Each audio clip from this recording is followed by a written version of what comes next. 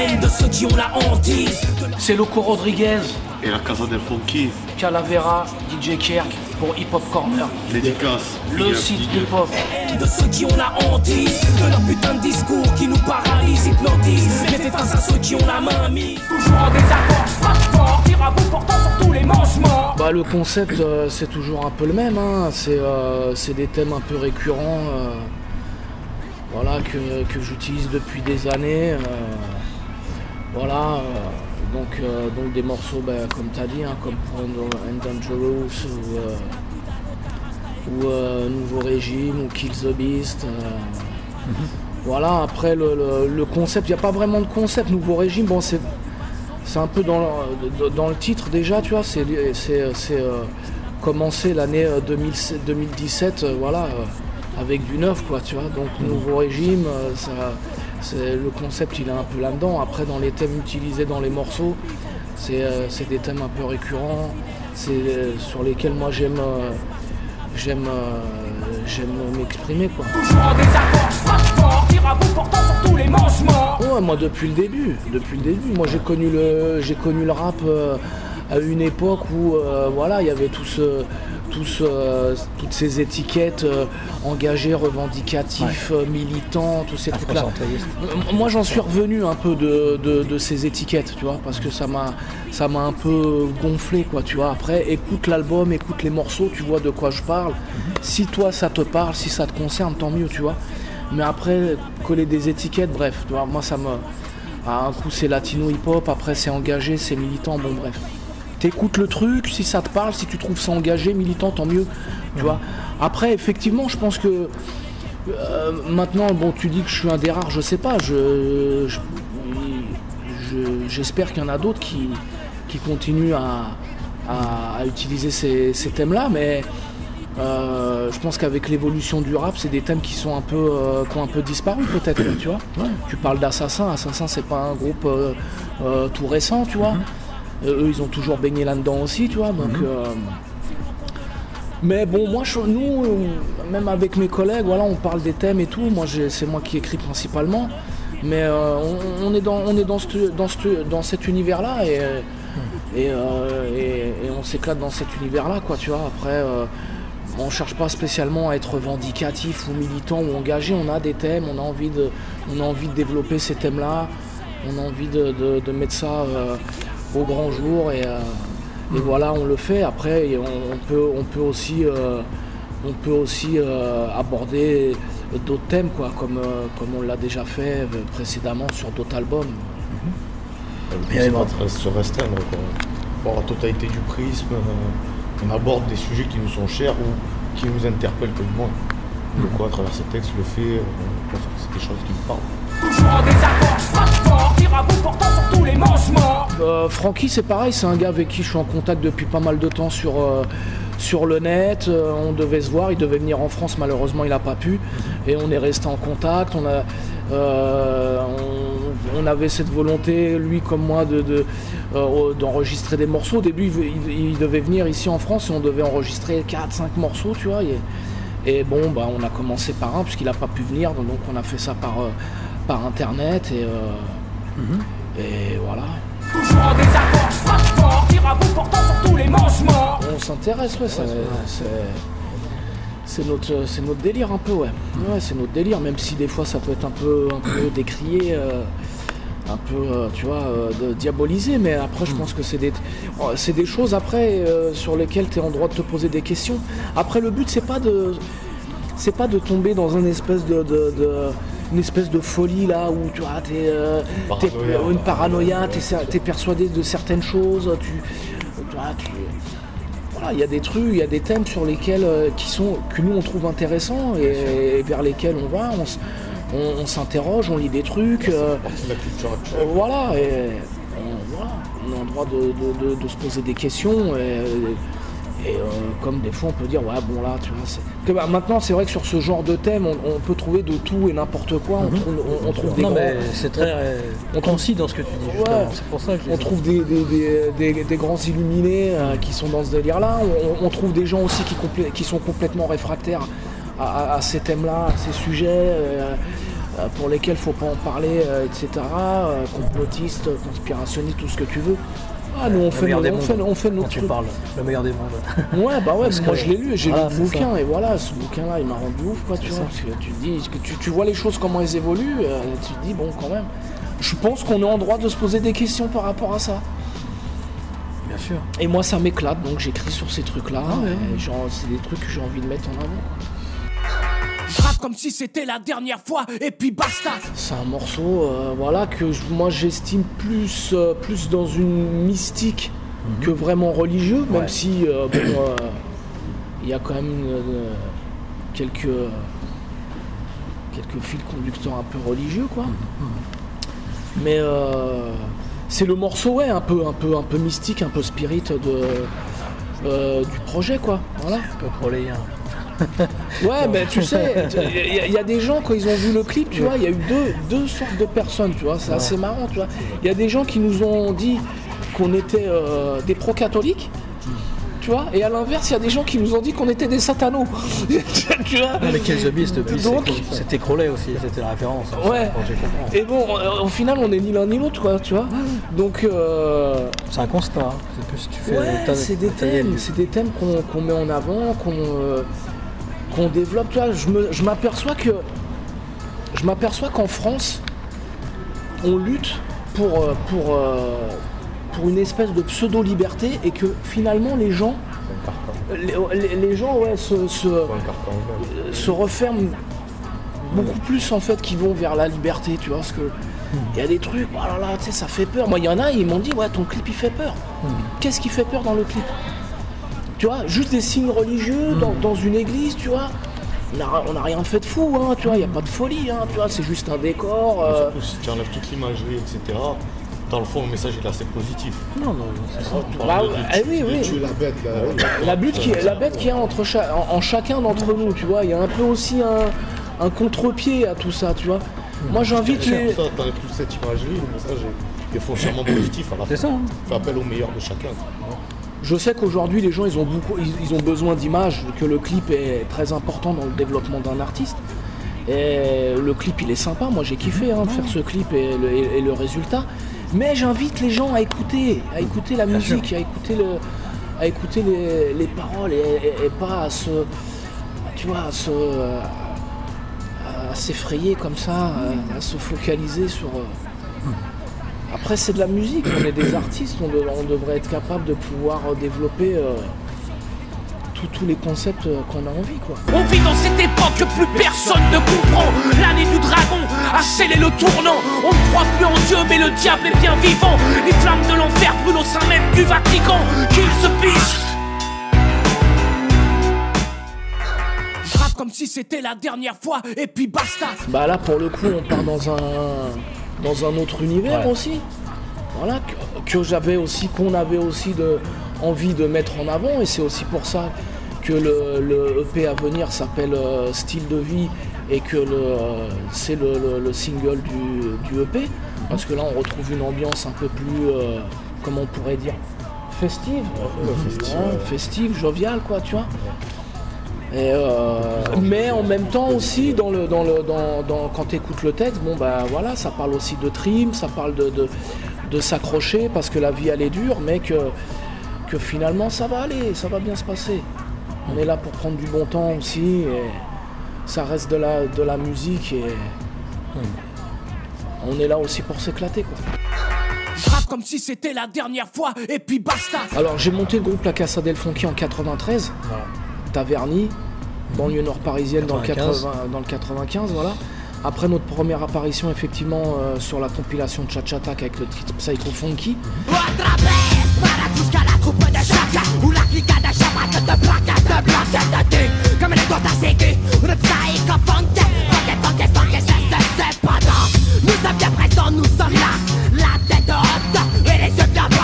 Après voilà, moi cette génération-là, c'était la génération Assassin, NTM, EJM, tu vois, moi j'aimais bien Lionel D, moi j'aimais bien ces artistes-là, et il y avait justement ce côté quand même, alors j'ai pas envie de dire engagé ou quoi, mais tu prenais pas le micro que pour dire tu vois, n'importe quoi, tu vois, il y avait quand même on parlait de la vie de quartier sans parler d'engagement ou de politique ou quoi, mais de la vie des quartiers, des choses difficiles qu'on pouvait retrouver dans les quartiers, mais aussi des choses positives, des morceaux sur des soirées, tu vois. Tu pouvais retrouver des albums. À l'époque, tu avais des albums où tout le long de l'album, les mecs ils parlaient un peu de trim, de côtés difficiles. Et il y avait toujours un morceau un peu sur la soirée du quartier, sur la fête, tu vois. Maintenant c'est l'inverse, ça parle de fiesta et il y a un morceau où les mecs sont pas contents. Mais bref. Et donc voilà, ça a quand même marqué beaucoup. Moi, ça m'a influencé beaucoup dans mon écriture, quoi. Faut le dire, tu vois. Cette période de raconter des choses difficiles, de la trime, du boulot, des familles qui triment, de toutes ces choses-là, quoi. Et voilà, bon, j'ai continué dans ces trucs-là. C'est vrai qu'après, sur l'ensemble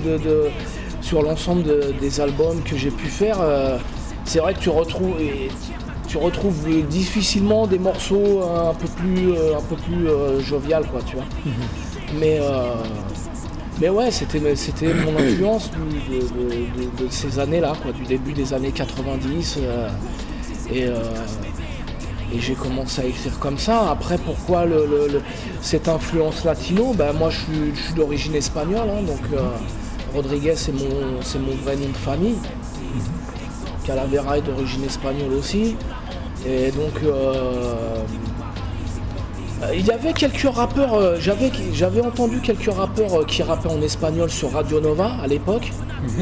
Donc ça m'avait un peu interpellé, déjà les mecs qui rappent en français, tu vois. Ah bon, là je te parle de bien avant que je commence à écrire. Hein. Ouais. Je me suis dit, tiens, ça rappe en français, j'ai envie aussi. Style et tout ça. Ouais, le Dina Style, les New Generation, les premiers Minister Hammer, tous les premiers. Il y avait Rico à l'époque. Rico, tout ça. Rico de Sarcelles. Ouais. Donc déjà, d'entendre rapper en français, tu vois, déjà ça m'a mis un pied à l'étrier. J'avais envie de me lancer dans le truc. Donc j'ai commencé à griffonner un peu. Tu vois, et après, bien après, j'ai découvert la Mentirosa de Meloman Ace, tu vois. C'est ce qu'il y a.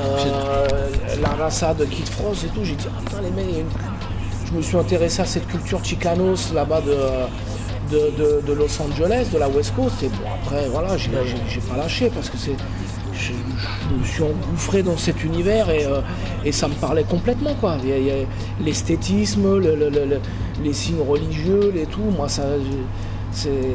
j'étais dedans, quoi, tu vois.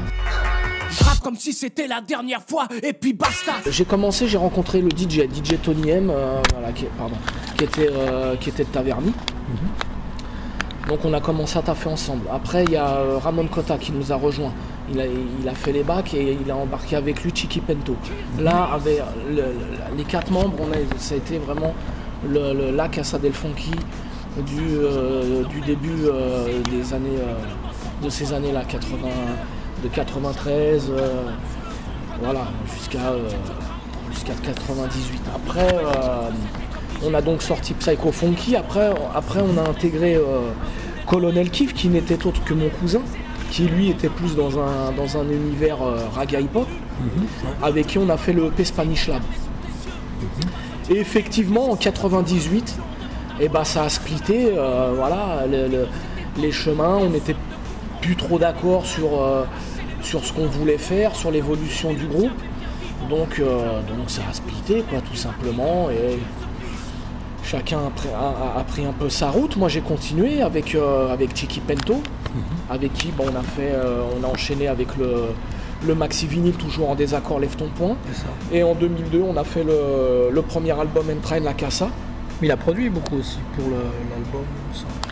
Chiqui Pento, il a fait la totalité des productions de l'album Entrain La Casa, et après il a quitté lui aussi le groupe. Voilà. Donc là, à partir de 2002, je me suis retrouvé vraiment tout seul. Et j'ai continué, à représenter la Casa del Funky parce que ça me tenait à cœur. C'était mon projet dès le départ déjà, c'est moi qui ai monté ce groupe-là. Et je voulais continuer, j'ai remonté une petite équipe, voilà, avec d'autres gens. J'ai été voir d'autres concepteurs. Sur Barrio Guerilla, il y a plein de concepteurs. Du coup, je suis passé à un autre concept complètement.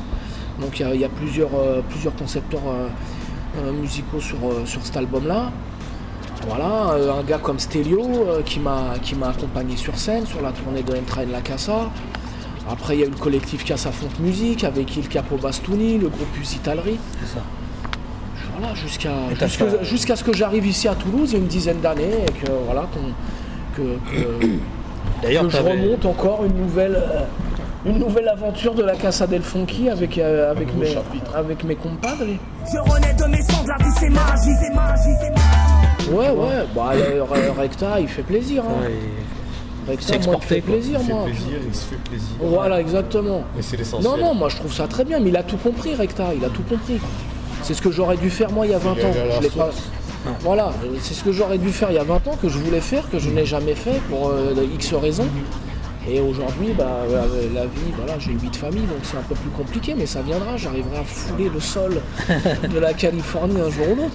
Mais non, je trouve ça très bien. Papillon, il l'avait fait déjà aussi avec son album Choc Thermique aussi, où il y avait aussi des sacrés featuring dessus. c'est qu'un des membres de Bonne Thug. Moi, je trouve ça mortel, mais après, bon, c'est dommage, quoi. Il y a eu un moment donné où toi, il y avait une grosse émergence de cette vague-là, un peu, de ce milieu-là. Voilà, et puis après, bon, c'est redescendu un peu, c'est dommage, quoi. Bah, c'était un peu Kiket et tout ça, le 187 Pro, qui était un peu derrière tous ces trucs-là, quoi. Ouais, mais après, bon, ça aurait dû pouvoir se développer. Moi, c'est ce que je regrette un peu sur le rap en France, c'est que il n'y a pas assez comment dire, d'artistes. On devrait pouvoir exploiter tous les styles différents de rap français, quoi, tu vois. Mais il y avait eu aussi une bonne vague de Dirty South, tu vois, en France. Mais ça, c'est resté très underground et tout. Et bon, on devrait pouvoir... Là, on circule avec 10 groupes qui, pour la plupart, te racontent tous la même chose, sur le même type de musique. Bon, c'est comme ça, quoi. Mais... Le problème du truc, c'est que tu as l'impression que tu es un dogme. Tout le monde doit suivre ce dogme-là. C'est précis. Mettre en avant tes choix personnels, tes orientations, ce que tu aimes en termes de sonorité, etc. On dirait que tu vas pas trouver le public, on dirait qu'il y a personne qui s'intéresse, etc. Parce que c'est pas mis en avant, parce que c'est pas valorisant. Mais il y a un public. Oui, bien sûr. Il y a un public. Comme tu disais, dans les années 90, c'était le dogme d'être engagé, d'être militant, un peu comme Public Enemy et tout ça. Et maintenant, c'est le dogme inverse. C'est le dogme. Quand tu es à contre-courant, t'es mis de côté. C'est le dogme l'industrie inverse. du disque, c'est ça. Et en plus, dans les années 90, enfin, ou même un peu avant, moi j'ai connu le hip-hop, il fallait être différent. Ouais, c'est vrai. Il fallait que chaque artiste soit différent. Exactement, c'est vrai. Voilà, tu vois. Et aux États-Unis aussi, Jusque toutes les dans les scènes étaient salles. différentes. Tu vois, on supportait pas que le mec il ait les mêmes baskets ou le même style, le même starter ou quoi, tu vois. Maintenant, faut que tout le monde soit pareil. C'est les clonages. Maintenant, faut que tout le monde soit pareil, tu vois.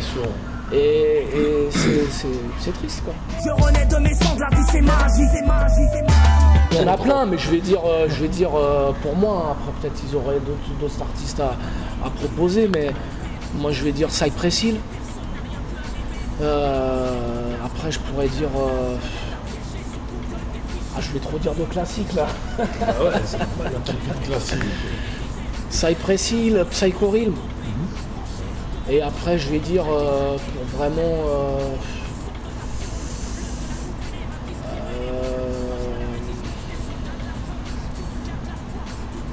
Beatnuts.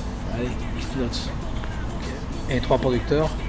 Producteur, américains aussi. DJ Muggs, Reza. Et le troisième, je sais pas, je l'ai J'ai quick.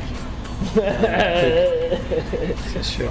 Lui, il est trop West, lui. Il est plus West que nous. Second to None et tout ça. La production. Crazy Tools. Ah oui. Je renais de mes cendres, la vie c'est magie, c'est magie, c'est magie. Travaillez, soyez différents. Soyez différents et travaillez. Travaillez dur. Faut de l'acharnement. Faut du sérieux. Faut de la discipline. Et développe ton délire. Développe ton univers. T'es dans un univers, développe ton univers. et cherche à être différent, quoi, voilà, un minimum. Merci beaucoup, Loco. Merci à vous les gars. Corner. Merci à Hip Hop Corner. La Casa del Funk. On se retrouve bientôt. Yes. Bienvenue dans cette ère nouvelle, on est en plein dedans. Les grands changements s'opèrent et ça dès maintenant. Bénéfique ou maléfique, cette nouvelle ère sera apocalyptique.